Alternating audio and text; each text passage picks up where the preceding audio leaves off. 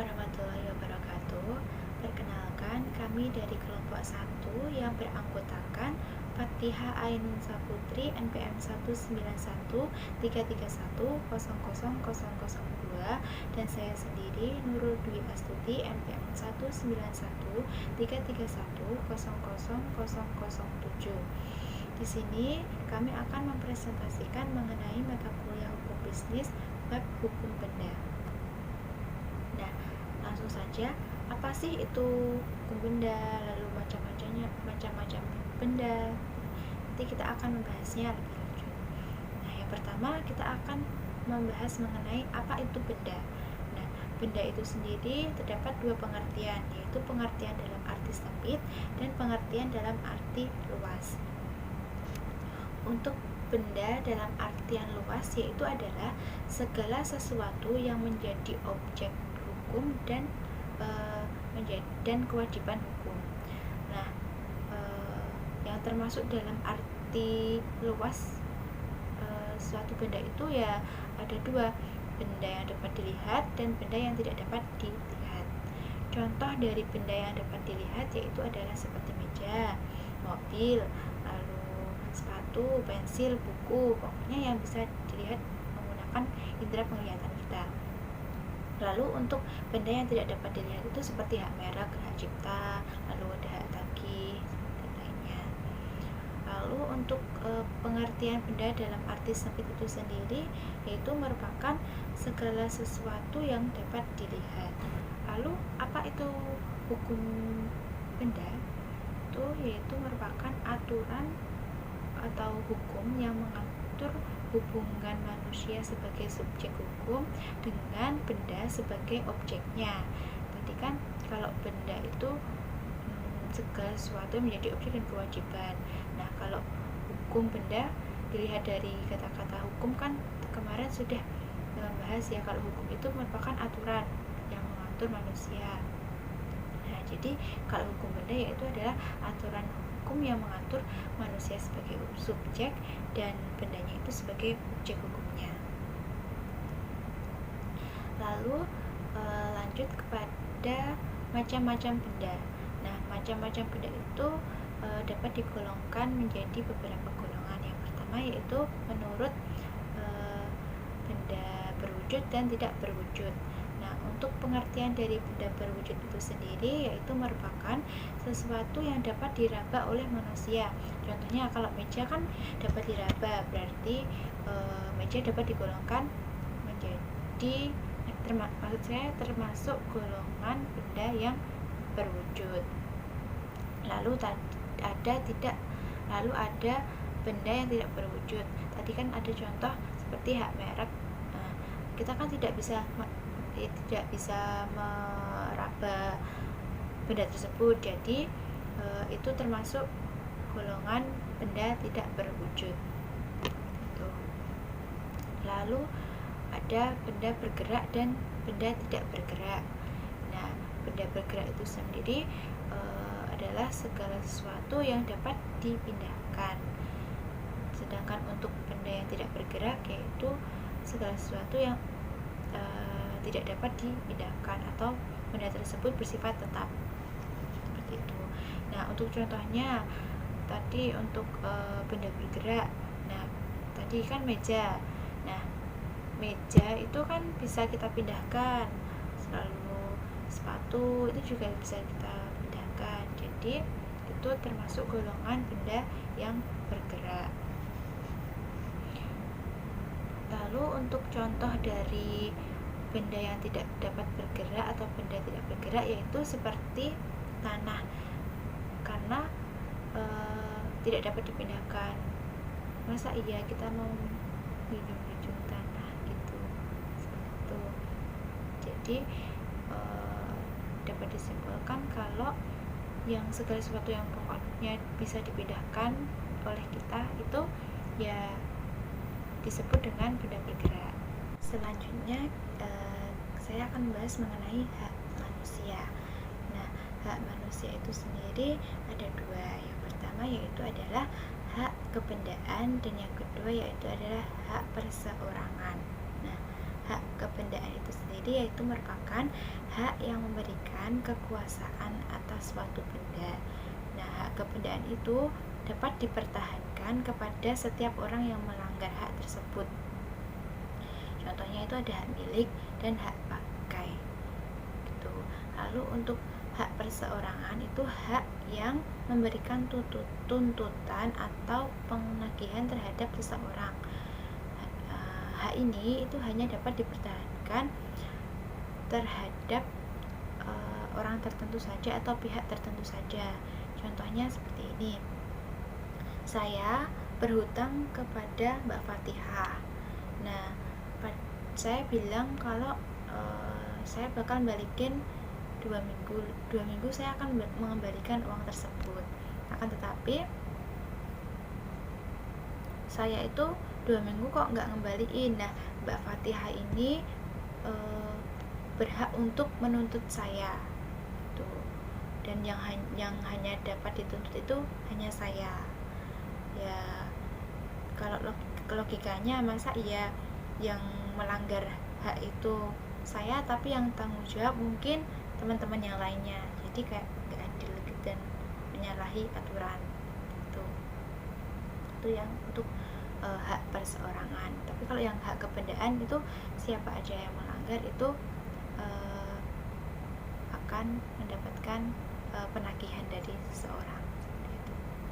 Nah, dari beberapa penggolongan macam-macam benda tersebut yang tadi saya sebutkan, itu terdapat pembedaan yang luas pada benda bergerak dan benda tidak bergerak. Nah, itu karena ada beberapa hal. Yang pertama yaitu mengenai kedudukan berkuasa, lalu yang kedua yaitu mengenai penyerahan, yang ketiga kadaluarsa, yang keempat atau yang terakhir yaitu adalah mengenai pembebanan sebagai benda jaminan utang. Nah, yang pertama yaitu mengenai kedudukan berkuasa. Pada benda bergerak itu dikenal adanya bezit, sedangkan untuk benda yang tidak bergerak itu tidak mengenal adanya bezit. Nah, bezit itu apa sih?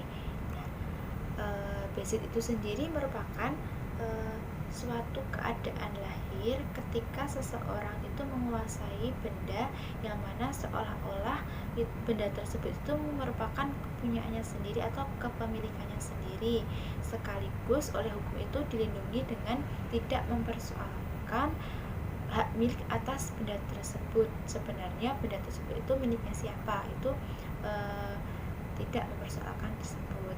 Jadi siapa yang menguasai benda tersebut secara fisik itu dialah yang diakui sebagai pemiliknya, kecuali terdapat atau dibuktikan dengan pasal 1977 KUHP. Gitu.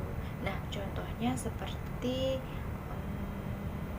ini kan, kalau kita ya bukan kita, misalnya si A itu tinggal satu keluarga dengan ibunya, orang tuanya. Nah, maka si A itu ya belum tentu kalau dia itu yang merupakan pemilik rumah tersebut. Kalau di rumah tersebut atas nama ibunya atau ayahnya, ya berarti itu milik ayah atau ibunya. Nah, kecuali kalau dibuktikan dengan surat kepemilikan atas tanah tersebut. Selanjutnya yaitu adalah mengenai penyerahan. Nah, penyerahan hak milik atas benda bergerak itu dilakukan secara nyata atau secara fisik. Penyerahan tersebut itu dilakukan dari tangan pemberi ke tangan penerima. Nah, penyerahan tersebut itu merupakan sekaligus pengalihan hak milik atas benda tersebut. Jadi contohnya seperti ini, saya mempunyai roti. Nah, roti ini saya sebagai pemberi. Nah, lalu Mbak Fatihah Ayunusa Putri sebagai penerima. Nah, saya memberikan roti tersebut kepada Mbak Fatihah. Nah, jadi pas saya menyerahkan itu, Mbak Fatihah sudah memiliki hak milik atas roti tersebut, seperti itu. Lalu selanjutnya yaitu mengenai kadaluarsa. Nah, pada benda bergerak itu tidak dikenal dengan adanya kadaluarsa, sedangkan pada benda tidak bergerak itu dikenal dengan adanya kadaluarsa. Nah, contohnya kalau tadi benda bergerak itu kan ada contohnya meja. Nah, meja itu tidak ada kadaluarsanya, berbeda dengan hak cipta yang merupakan contoh tadi benda tidak bergerak. Kalau hak cipta itu ada masa kadaluarsanya. Jadi setelah orang itu meninggal atau orang yang punya hak cipta tersebut meninggal, itu ya ada jangka waktu yang telah ditentukan. Lalu yang selanjutnya yaitu mengenai pembebanan sebagai benda jaminan utang. Nah, pada benda bergerak itu apabila benda tersebut dijadikan sebagai jaminan, ia harus tunduk atau harus patuh pada gade atau fidusia. Nah, fidusia itu sendiri itu merupakan pengalihan hak kepemilikan suatu benda tersebut atas dasar kepercayaan dengan ketentuan bahwa benda yang hak kepemilikannya dialihkan tersebut itu tetap dalam penguasaan pemilik benda. Berdasarkan itu Undang-Undang Nomor 42 Tahun 1999 tentang jaminan fidusia. Saya Fatihah Ainun Saputri akan melanjutkan presentasi yang sebelumnya dilakukan oleh Nurul Dwi Astuti. Cara memperoleh kebendaan itu ada 4. Yang pertama adalah bantuan orang lain, kedua pengambilan secara langsung tanpa bantuan orang lain atau originair, ketiga perlekatan atau networking, keempat warisan. Yang pertama itu bantuan orang lain. Maksudnya ini penyerahan dari orang lain yang sudah memiliki hak atas benda tersebut. Misalnya hibah, jual beli, tukar menukar, dan lainnya. Kemudian yang kedua, pengambilan secara langsung tanpa bantuan orang lain. Contohnya nih, seorang yang ingin memiliki madu, ia dapat mengambilnya langsung dari sarang tawon di hutan. Nah, sarang tawon ini kan tidak ada pemiliknya. Kemudian yang ketiga adalah perlekatan. Maksudnya benda itu mengikuti atau melekat pada benda lain. Misalnya, sebidang tanah di tepi sungai bertambah luas karena pengendapan air sungai. Kemudian yang keempat adalah warisan. Warisan terjadi karena adanya seseorang yang meninggal dunia dan ia meninggalkan harta kekayaannya. Warisan ada 2. Yang pertama, pewarisan berdasarkan undang-undang atau ab instando, yaitu pewarisan yang berdasarkan keturunan darah.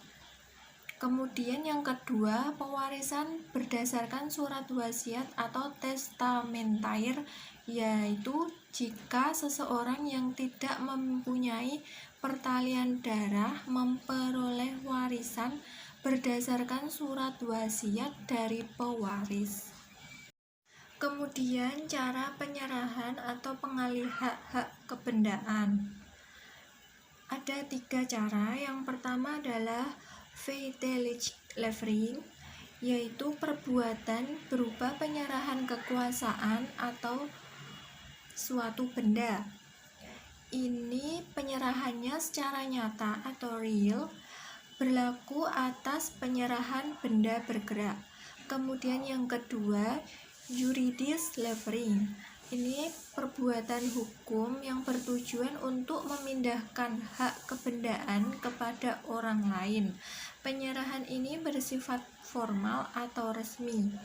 Kemudian yang ketiga, cese, yaitu penyerahan piutang atas nama dan benda tidak berwujud. dengan dibuat akte autentik atau akte di bawah tangan. Contohnya penyerahan saham atas nama. Kemudian piutang-piutang yang diistimewakan. Yang dimaksud dengan keistimewaan berdasarkan definisi pasal 1134 KUH Perdata adalah suatu kedudukan istimewa dari seorang penagih yang diberikan oleh undang-undang semata-mata berdasarkan sifat piutang. Menurut undang-undang, ada dua macam keistimewaan. Yang pertama, keistimewaan yang diberikan terhadap suatu benda tertentu. Yang kedua, keistimewaan yang diberikan terhadap semua kekayaan orang yang berutang. Subekti tahun 1985 mengemukakan bahwa piutang-piutang yang diberikan keistimewaan terhadap barang-barang tertentu yaitu yang pertama, biaya-biaya perkara yang telah dikeluarkan untuk penyitaan dan penjualan suatu benda atau yang dinamakan dengan biaya-biaya eksekusi. Biaya tersebut harus diambil dari pendapatan penjualan terlebih dahulu dari pemegang hak keistimewaan lainnya. Yang kedua, uang sewa dari benda tidak beserta dengan biaya-biaya perbaikan yang telah dikeluarkan oleh si pemilik rumah atau tanah, tetapi seharusnya dipikul oleh si penyewa. Penagihan uang sewa dan biaya perbaikan ini mempunyai hak istimewa terhadap barang atau perabot rumah yang berada dalam rumah tersebut. Yang ketiga, harta barang bergerak yang belum dibayar oleh pembeli. Jika barang ini disita, maka penjual barang mendapatkan hak istimewa atas hasil penjualan barang tersebut. Yang keempat, biaya-biaya yang telah dikeluarkan untuk menyelamatkan suatu benda dapat diambilkan terlebih dahulu dari hasil penjualan benda tersebut apabila benda disita dan dijual. Yang terakhir, yang kelima adalah biaya-biaya pembuatan suatu benda yang belum dibayar.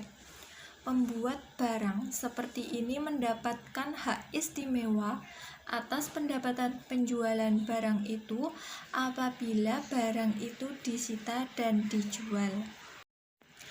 Kemudian hak reklame atau reclaim. Reklame mempunyai arti meminta kembali. Hak reklame adalah hak istimewa dari seorang penjual barang bergerak yang belum menerima pembayaran harga barangnya.